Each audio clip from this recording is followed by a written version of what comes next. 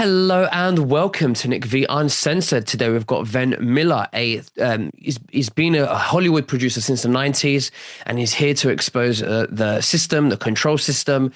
Ven, thank you so much for joining me. How are you, and what have you been up to?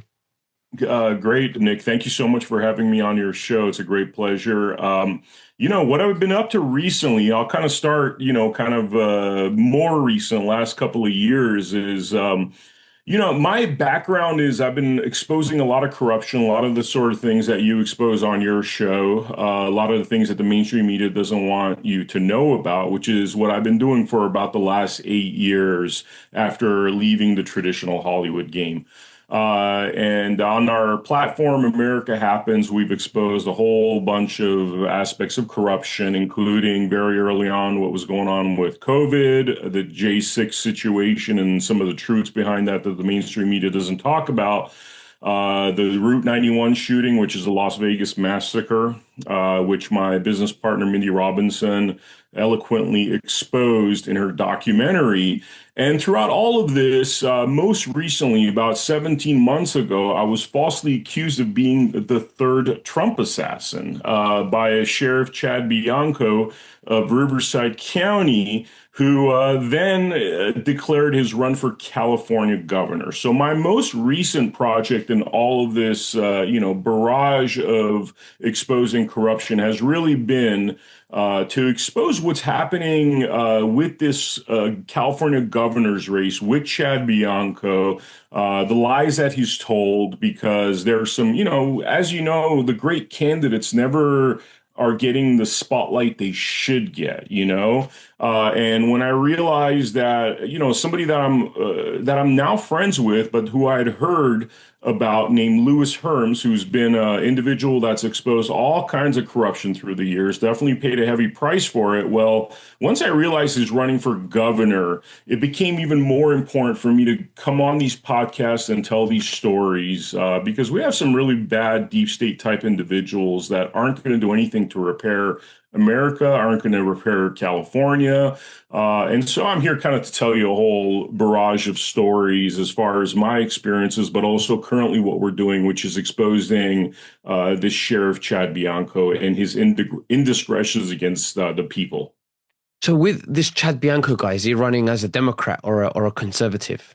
He's running as a Republican, but his record in terms of what he's done, and includes all the kind of stuff, frankly, that Newsom is known for in terms of waste, fraud, and abuse. But I would even argue that he is more ruthless than Newsom because, he was willing to make me out to be some Trump assassin with not a shred of evidence. And subsequent to that, he's tried to frame me again in order to cover up his tracks, because I think he didn't realize that probably picking on a documentarian and an investigative journalist was a bad idea. And so what we find in this particular race is that he would have been the front runner had this indiscretion not occurred, but due to myself, my team, people that are supporters in the freedom movement, he's been quite exposed, and he's just, continuing to drop in the polls. And I think we might actually prevent a bad guy from getting into office. Mm.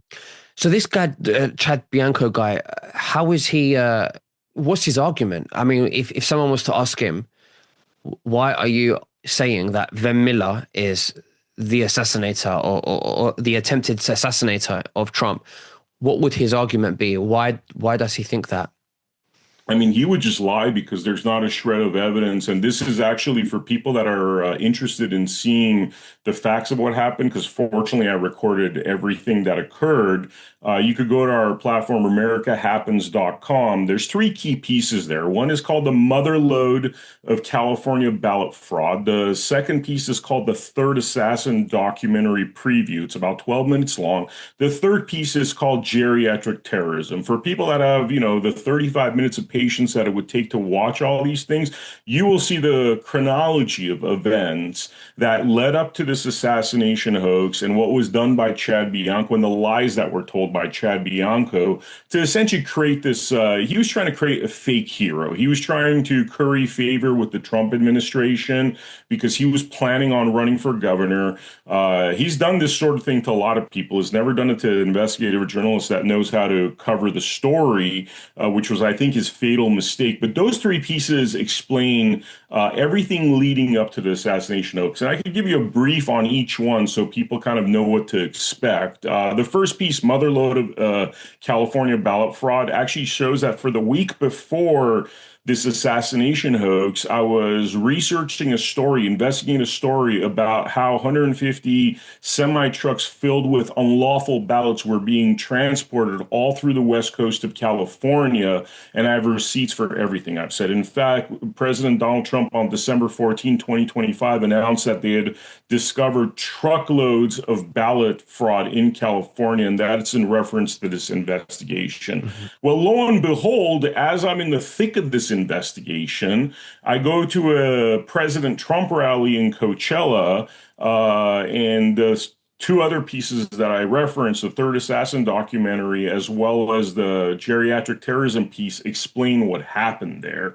And how essentially what happened was when I was conducting this investigation, I had a couple of lawful firearms in the back of my SUV. What's important to remember is that when they do these rallies, there's the parking lot and the actual rally are separated by a perimeter because of assassination events like bombs, so they don't want the two locations close to each other in case some psycho with a U-Haul full of explosives shows up, right? So I know this information. On the ticket. It says you're going to park 1.2 miles away. And frankly, I do. What I'm realizing is stupid, but I thought it was honesty is the best policy. So before I even attempt to park 1.2 miles away from the rally, and the only way you could get to the rally, you can't get there by foot. On the ticket, it says you have to catch a shuttle like you go to Disneyland. Well, I tell one of the Riverside County officers that, hey, I got a couple of firearms in the back of my SUV because I'm out here from Nevada.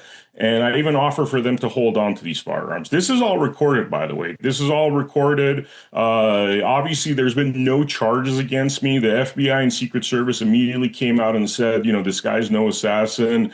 But nonetheless, Sheriff Chad Bianco thought he could use his media, PR, as a sheriff of Riverside County to make me seem like some kind of bad guy and assassin. And this is something that's been ongoing, by the way, for the last 17 months. Something that we've been duking it out in the media to his detriment, because as people have found out that he did this scam, this kind of fake news, he's gone from being a front runner in the campaign to now, honestly, he has no avenue to victory at this point because he's been Well, exposed. and why do you think Lewis Herms? And I think Lewis Herms is fantastic to run for. He's got all the right recipe and character and integrity, and understanding and knowledge to run for governor of California. Can you tell us what you think about Lewis Herms and why you think people should vote for him? So the reason I like Lewis Herms, and this has also been part of my political journey, because I've realized how stinking corrupt a lot of these guys are. It's like such a corrupt system through and through. A lot of the bad guys are the ones that ultimately win office, right? Lewis Herms has some intangible qualities, which is that he is an investigative journalist. He does something very similar to what I do. He investigates, he exposes. We've all heard about what Nick Shirley and James O'Keefe have been doing in terms of investigating and exposing. And I think these are essential skill sets that you need to get into office, because what happens when somebody gets into office is that just because the face and the name changes doesn't mean that the bad guys are willing to negotiate with you. Like that idea of like, oh, I'm going to suddenly win, and this person that's not willing to do what is right for the people is suddenly going to listen to me, is a failure of a plan. What Lewis Herms, I think, presents is the fact that he's able to investigate, get receipts, And that becomes a negotiation. So, as we've seen with Tim Walz in Minnesota, once he was exposed, he's not running for office again. He's done. He's toast, right? So I could imagine a Lewis Herms going out there and being like to all these California legislatures that could care less about what's good for the people, being like, hey, you know what? We investigated you and look how much waste, fraud, and corruption we found. Look at these budgets where you're straight up stealing money from the people. We have the receipts over here. So your options is I ain't negotiating with you, corrupt politician person. Your options are I expose this nonsense I found about you. We put it all through social media. We get it to the mainstream networks, and your career is toast. Or you sign XYZ bill that is good for people, for parents, for the public in general, right? Which unfortunately, that sort of gangster tactic is, I think, the only way you get things done in current politics because a lot of these people don't have a conscience. They're not going to just, just because you change the name and you put a prettier face there, Gavin Newsom with his slick hair or whatever, doesn't mean they're going to all of a sudden listen to you. In fact, what they're going to do is only what's good for themselves and their enrichment.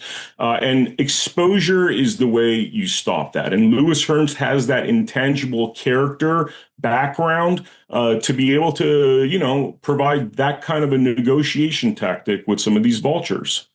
Absolutely. That would be great, of course. Yeah. So what else would you like to share with the viewers today? I know you mentioned a few things about COVID and things like that, but be careful what you say because we're on YouTube and I just want to. Oh, we're on YouTube. Okay. Yeah. So I want to just use the Matrix tools to bypass to the audience and then we can keep there and, we're trying to get the truth out there to as many people as possible. So we have to play the game to wake up as many people as possible. So I just wanted to say that. But please, tell us what else you'd like to share with the viewers today. Yeah, so I mean, I came from the Hollywood world, Nick. I was a music video director. A lot of people have seen probably my videos that I directed between 2000 and 2008, like the DMX Where the Hood At video, Master P About It. Came from the traditional world. I was worked with Kanye West before he was even famous. In fact, I'm featured in the Kanye West documentary in the commercial that was on Netflix. And so I went through all those paths where I saw what was going on in the music business that's being exposed right now. We see certain, like Nicki Minaj talking about certain things, and I got a glimpse of that as a music video director. And then I did 10 years of television selling shows to like Netflix, History, Discovery, all the different networks, and also producing for those networks. And in 2018 is when I decided, I can't be part of the propaganda machine because, Nick, it got gradually worse. It wasn't as bad as it was back in the late 90s when I started as to how bad it became in the mid 2010s, where it became all about propaganda. And that's when we started exposing all the kind of corruptions that you speak about, like what happened on January 6th. I won't get into further details, but people could find a lot of information on our platform, americahappens.com. What occurred in 2020 when there was a certain virus thing that came out and the reality behind that. In fact, I went to England and I was at one of the big rallies over there interviewing quite a few people about their opposition to the forced situation they're trying to inflict on people. I'm intentionally skipping words, but I think people know what I'm talking about. So essentially, me and my business partner became a conduit to exposing a lot of the things that are very much now in the public consciousness. And really, that's what we've been doing. You could find a lot about my work on vemmiller.com, which is my URL. You could find me on X at notvemmiller, just like my name spelled on the screen right there.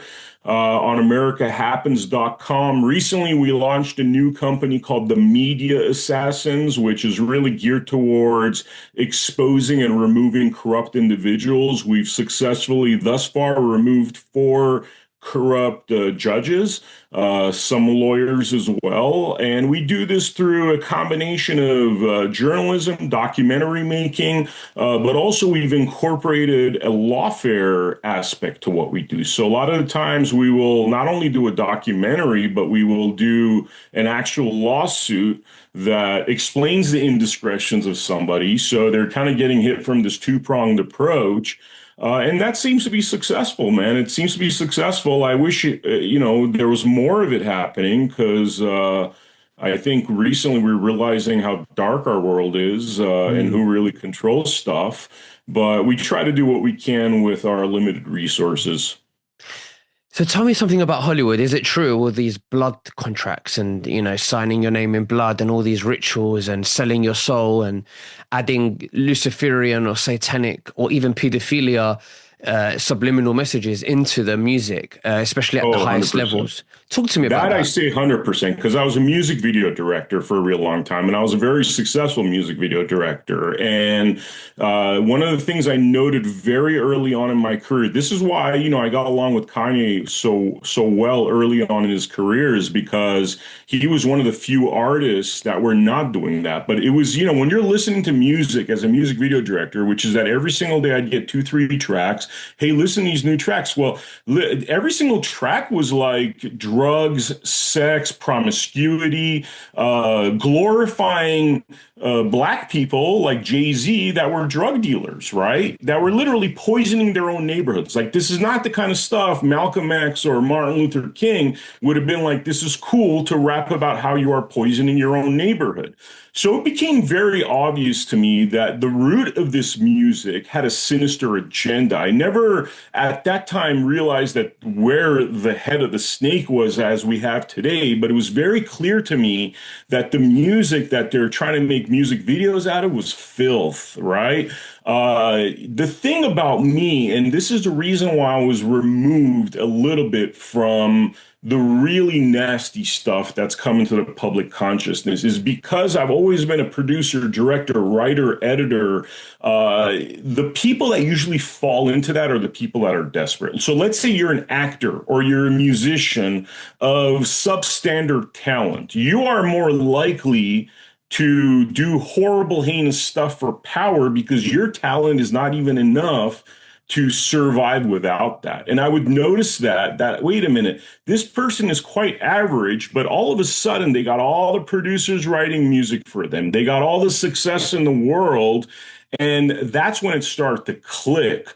Being a bit of a nerd, I would get invited to parties. I wasn't really a party person. I didn't even like those crowds. They would just bore me because everything was talking about superficial nonsense and stuff. So personally, I never saw the grotesque satanic stuff firsthand. I got it from the music.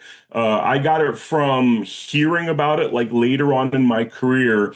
But I was never in rooms where they were doing crazy things like, sacrificing whatever, or I was certainly in rooms where there was a lot of drugs, a lot of crazy behavior that I never thought was, great or fun to be around.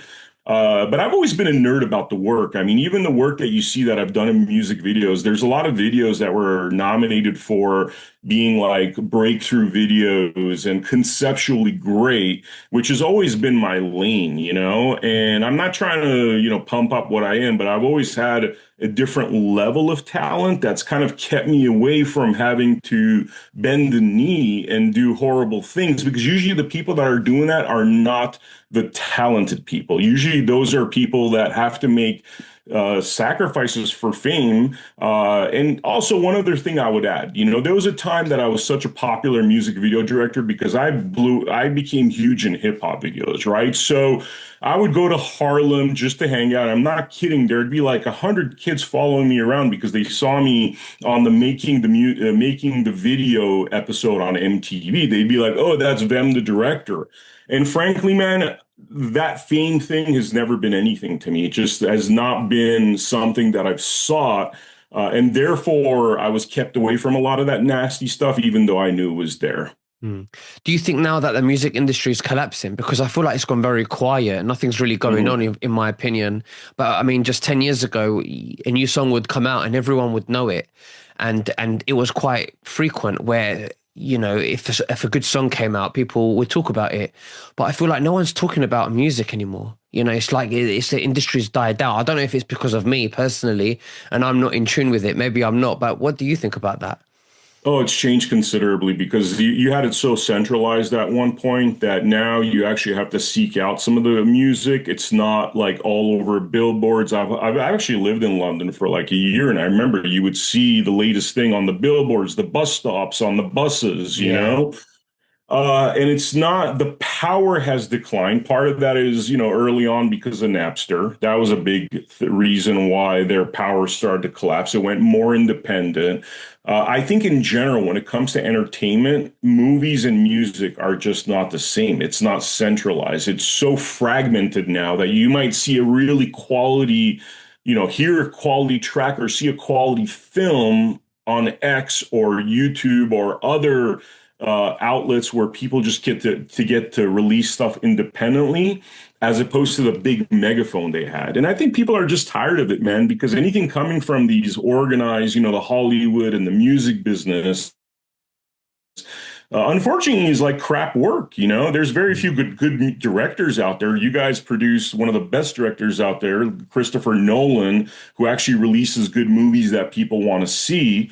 But no, it's so fragmented now, and I think people have stopped caring. Look, when they're exposing the kind of stuff that's coming out in the certain files with a guy named E that I won't say We because can it'll say that, probably Epstein. Yeah, we could talk yeah, about him. Yeah, because of that's that, I mean, once you see that kind of stuff, does the greatest, track ever by Black Eyed Peas matter anymore? You know what I mean? It's just yeah, I think our consciousness has shifted so much to what really matters in this life and what's really going on, you know? yeah. Look, one thing I would say is I've worked with individuals like Jay-Z and all that stuff, and it baffled me how those guys became so famous with this toxic message that they had, which is that sell your soul, sell drugs, and poison your own neighborhoods, and you will be rich. Which to me just tells you everything you need to know in terms of what was the agenda. I never resonated with Jay-Z. I just feel like he's just. I just don't. I don't like his energy. I just don't think he's a friendly, nice person. You know, Yeah, I think yeah, that's just the way I've seen. Yeah, but Vem Miller, it's been an absolute honor to have you on my show. Thank you very much for sharing everything with us today. Is there yeah. anything else that you'd like to say to the viewers before we finish? If you would like to include your socials and stuff like that. Yeah, no, just, check out our work on americahappens.com. We have a lot of interesting pieces there. Our Rumble channel which is the America Happens channel. I do a podcast called Blood Money where we're constantly exposing this sort of thing. My X account, which is at not Vem Miller, and my website, which is Vem Miller. I know that's a lot of stuff out there, but we've produced thousands of pieces of content, I would say, to help expose what's really going on out there. So check us out, and I really appreciate your time, Nick. Vem Miller, you're doing a great job, and thank you very much as well for your participation in this movement of truth. And we'll speak again very soon. You take care. Bye All bye. right, thank you so much.